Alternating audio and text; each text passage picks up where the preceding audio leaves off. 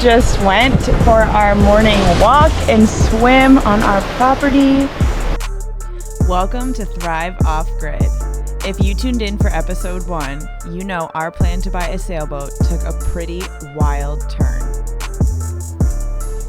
Yeah, instead of a boat, we ended up with something a bit more solid, our own piece of land in the Bahamas. In this episode, we discover that the traditional approach of calling a real estate agent doesn't quite work here. We narrowly avoid getting scammed, and we learn the true meaning of island time. So if you're looking to buy off-grid property, hopefully you can learn from our experience and skip all the pain. We've always wanted to leave the cold winters behind, so when planning, we made a list of non-negotiables. The ability to bring our dogs, privacy on our land, waterfront, above sea level, and a place close to the USA, but still far enough away. We did our homework. We read a lot online, watched YouTube videos, and asked all the important questions. Jerry, can we eat this? How do you do it? Can you get residency there? What are the taxes like? What about the exchange rates? Can you get a visa? How long do they last? Are dogs allowed? And finally, how do we get building materials there? And with all our research, we decided the Bahamas was the place. But as we found out, it wasn't going to be straightforward. When we flew to the Bahamas, we were not serious about buying land, just exploring the island. We found a piece of land and went to check it out. Oh, the things we do. I'm saving this video for when people say, "How did you find that place?" Could be like, you had to freaking bushwhack to get there. Sarah even walked over to the neighbor's house for some insight on what it's like to live there and who to call. They gave us a phone number, but no one answered our calls. It's true. Seeing land in person is crucial. Pictures don't always match reality, and it was tough trying to connect with anyone over there, over the phone or email without meeting them first. So, there we were at the airport, about to head back to the cold after an amazing time in the Bahamas, and I was seriously dreading leaving this paradise. I couldn't stop thinking about how much I wanted to stay. The thought of going back to the freezing weather was just, ugh. And then, out of nowhere, this guy comes up to us. He's clearly had a few drinks, and he strikes up a conversation. He overheard us talking about how we'd love to live there, and guess what he says? I've got land. At first, we didn't know whether to take him seriously, but he was so adamant about it, telling us all about his land, how it's perfect for building, and how we should check it out. It was one of those moments where you think, is this a sign? Here I was, dreading going back to the cold, and this guy practically hands us an opportunity on a silver platter. We were half laughing, half intrigued. I mean, who just randomly meets someone at the airport and offers to sell him land?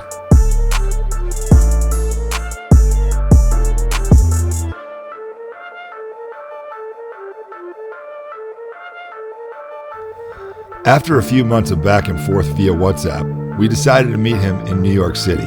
But right away, it felt off. It was much easier to see the situation clearly in person. We were definitely wearing rose-colored glasses. He sent us deeds, paperwork, but then he asked us to send him cash directly. And that was a red flag. We don't get discouraged easily, and it was Sarah's birthday. So we made the most of New York City. The destination is on your left. 1,320. While out to dinner, we got to chatting about how to live in the Bahamas, and that's where the boat came in, which we mentioned in episode 1.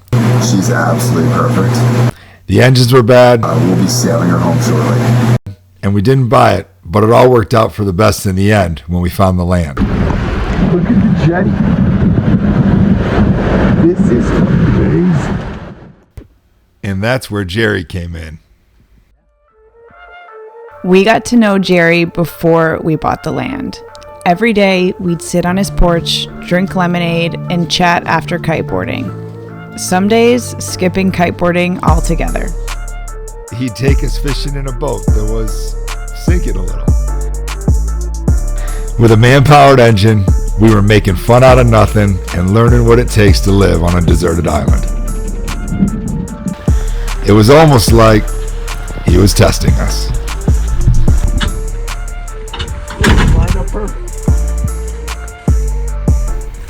And once we passed, he gave us the direct number to our realtor and lawyer. Honestly, without him, we wouldn't have been able to get in contact with anyone, let alone buy the land. And in case you didn't know, all real estate transactions in the Bahamas have to be performed by a licensed Bahamian attorney. And once we had that, it was time to celebrate. What's up, baby? Thursday socials on his porch were the best. He taught us how to fish, prepare food. It's a heart. Do you see it? Yeah. That's for you. That's what I like to hear. And introduced us to the locals. By the third or fourth visit, he took us to a place that would eventually become ours. He even explained why certain properties were good or bad. For instance, who knew having a telephone pole was important even if you were planning on living off-grid? After getting all the information, we rushed back to our room and called the real estate agent from our Airbnb.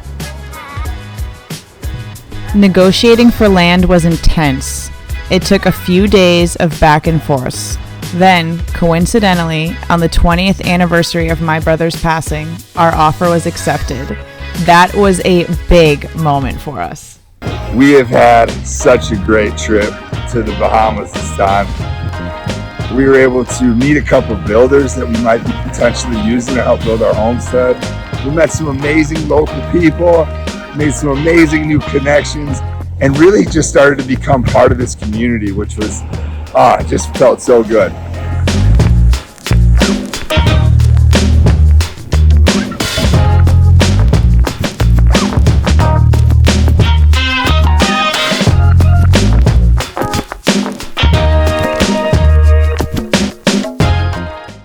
Even with everything lined up, we had to wait.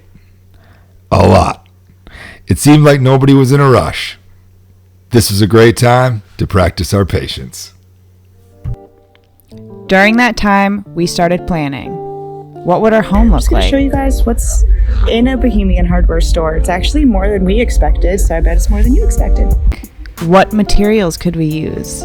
How would we make money? We really were internalizing the meaning of island time. Yeah, I just bought the property on the island. And like Jerry would say, we threw our hat over the fence, and now we have to go get it. You ready? We're ready. Going to the bank to send our deposit. It does not feel real.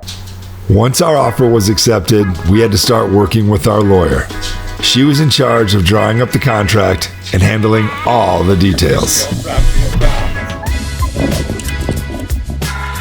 Oh my gosh, that was...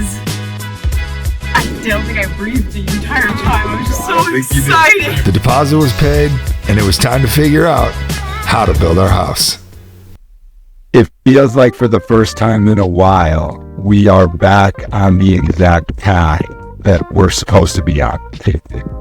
I honestly feel like for the last 6 months, I've been holding my breath, but a little nervous also that, what if something happens? What if the person selling the land dies? That was a real fear of mine that did happen to somebody that we know, and I feel like I am floating. I know I'm going to cry later. Yeah, I'm really excited for what the future has to hold now. Being able to design the property and being able to integrate with the locals and spend more time down there. We're looking forward to everything that this property means to us. It's so much more than just a piece of land. So a lot of things didn't work out, and it was awesome because everything that didn't work out led us to something that was so much better, and it's here. It's here. And it's done. We own it. So this is the start. You might be wondering, how do we plan to stay safe in such a dangerous hurricane zone? Stay tuned to next episode to find out. And don't forget to subscribe. And leave a comment. We love to read those.